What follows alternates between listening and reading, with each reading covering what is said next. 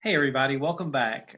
We have another fun activity for you with my wife Susan, who's also an occupational therapist, and she's going to show you an activity that is really designed to support handwriting skills. Mhm. Okay, so it's really good to be with you guys again to get to share some of the activities that we get to do with the kids, and I hope you'll enjoy this one as well. We're going to talk about doing some dab and dots. There are several of these that are free online. Some of them have numbers, some of them have letters, some of them are just blank, and you can use whatever color you want to do to make the picture. For this one, this came with a package that I purchased, but there are several free ones online. The first thing I want to talk about is how we present the paper to our kids a lot of times, and this has to do with handwriting or whether you're painting or whatever. Um, I like to turn, and it's beneficial for them to turn the page towards their dominant hand, the hand that they're going to be using. So I'm right-handed, so I'm turning it to the right, the bottom to the right. If they were left-handed, you would just turn it the other way for them to work.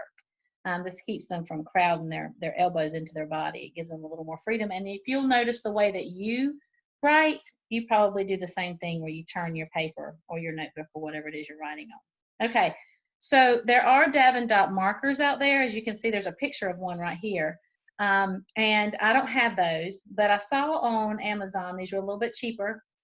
You can buy these little daubers here and you put, they're clear, and you put whatever paint you want in them. I think that they were called bingo daubers because I think this must be what they use for bingo. But anyway, these were a little bit cheaper, and I got 12 of them for a pack, so I could do several, and Greg and I can share. So you'll see they have a little tip on the end that will disperse the paint. So we're going to use those, and then I'm going to show you, if you don't have these, something else that you can use at home. So all the twos are supposed to be red. You'll see they give you a key up here, and so you're just dabbing that down there on all the twos that you see. Okay, same thing. I'm using tempera paint, and I put a little water in there. It makes it a little bit lighter. When it comes out, you don't have to use as much. It's not as thick, and it dries faster. So there's your ones. Now, as you can see, I'm able to use a chunky tripod grasp on there. So I've got my 3 fingers on there, which is what we're looking for the kids also. Those 2 fingers down here at the bottom tucked into the palm. I have a practical question about this. Okay. So, do you need to worry about what's underneath the paper? Does it get wet on the backside? Well, let's look and see. It does make a watermark, but it's not actually coming all the way through, and it would probably depend on how wet how much water you put in your paint. The thicker the paint, the less it's going to come through. So it didn't come through on this other paper that I have down there. But it could if you do a lot of paint. Like if your kid tends to hold it down there and get a lot more water on there, then yes, it'll probably leak through. So good point. So you may want to put this on something that you don't mind getting wet underneath or getting colored. The other thing that I wanted to show you, so you've seen how these little daubers work. Here's some different ones, orange and yellow. The other thing that you can use if you don't have that is I took and I cut up some sponges. So this one has a little scrubbing thing on top. Does not have to have that. This is just what I had under the kitchen sink. So you can take, and I made a little paint palette with some of the paint. So our 3s are going to be orange, which I don't have, so we're not going to do that one. We'll go back to red. So we'll do some more 2s down here. So they'll just put their paint in there, and then they can just dab their paint on there for those. So that can just use something that you have at home for that activity. I find those are fun. You can just make several of these. You can have your student help you, your child help you to cut them out, or you can cut them out for them. But those are just fun little tools that you can do. If your child needs to have a bigger grasp, now you can just make a rectangle line that allows them to get more fingers on there. I know this is a very popular grasp for some, and especially if you're trying to move away from a gross grasp and doing it, this will help with that. So you can also do cut the size that you need to cut it to, but you want it to be able to fit it within the circles. Okay. Another activity that you can have for students who are working a little bit more on their fine motor, thank you, Greg, is an activity like this. Again, they have several of these that are free online, and you just get some Q-tips that you might have around the house. You have to have a little bit of a smaller grasp on that to use. And so I'm just going to make some blue clouds up here. So you're going to put your Q-tip in your paint, and you want them to be very precise about filling in those circles, okay? And that's what you're going to work on, is your accuracy. Now, are you concerned with a tripod grasp here? Because I noticed that you kind of modified your grip there. I did, and you do want to use a tripod. I don't have an issue with my with my grasp, so I change it to whatever's the easiest. But again, turn your paper. That could be some of the things that you're seeing, and then the tripod is what you want to see the most. Okay, and then you can use different. Okay, so I'm asking about that because I'm wondering if maybe if you're using Q-tips, if you could do something to build up the handle so that it would encourage a tripod grasp, because I think that's part of the reason why you're holding it like that is because the Q-tip itself is so narrow. It's so small. Yeah. You probably could. Again, you could go back to the sponges and do it if you want to make smaller sponges, or you can probably build this up with some tape if you have it. Okay. Do you have any other ideas for that?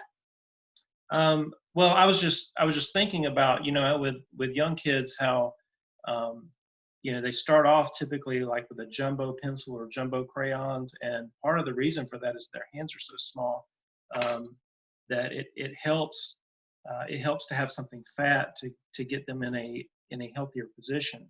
So basically what you're doing with that Q-tip there is you're going in the opposite direction. You're really making it really skinny, and I wouldn't want to create some bad habits. Okay.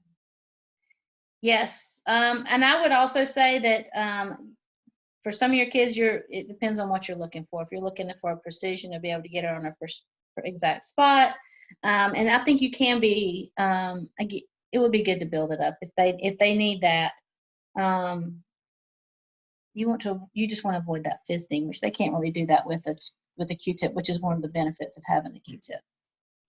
Okay, the last thing that I want to show you, again, I think any of these kinds of things that you do, the dab and dots, you can get them for free online and just print those out if you want to have a little fun with that. The last thing that I did was, I've mentioned this to a couple of preschool teachers. I took a Ziploc bag and put some paint in there, and it sort of makes a nice little neat writing surface. You do it flat, make sure it's closed at the top, and then you can do your letters, drawing things out if you're doing letters. And you can also do shapes. I like that. That's really cool.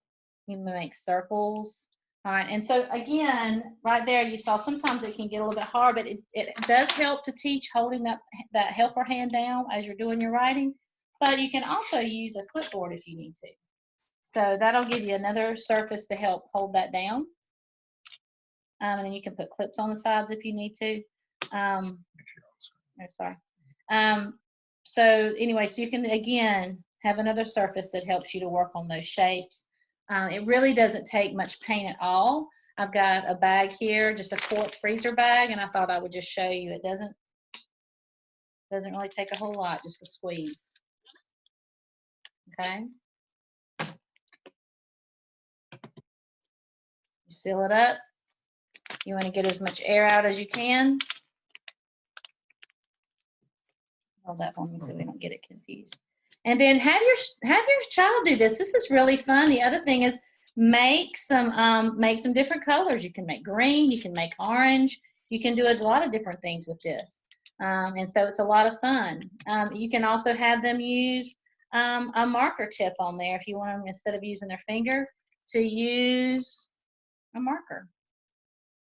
Okay, your tip, you have to be real hard on the tip there on the bottom. But anyway, it's just really fun, especially if your child does not like to get their hands dirty. I like to do this with just finger paint and having the paint in there, but if some of them are averse to having things on their hands, this is another way that you can have them just draw things in the paint. Very cool. And that's it. All right. I'm going to switch back over here.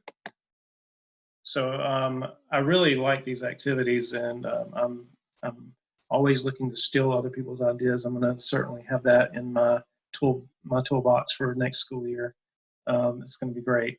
So I do want to encourage you to give these activities to your kids and let them play around with it. We have certain things that we're showing you that we want you to do, but remember, kids get a lot of value from just playing and experimenting as well. So you could set them up give them an idea, and let them just play with it for a while. It'll be good for them. So that's going to be it for Mhm. today.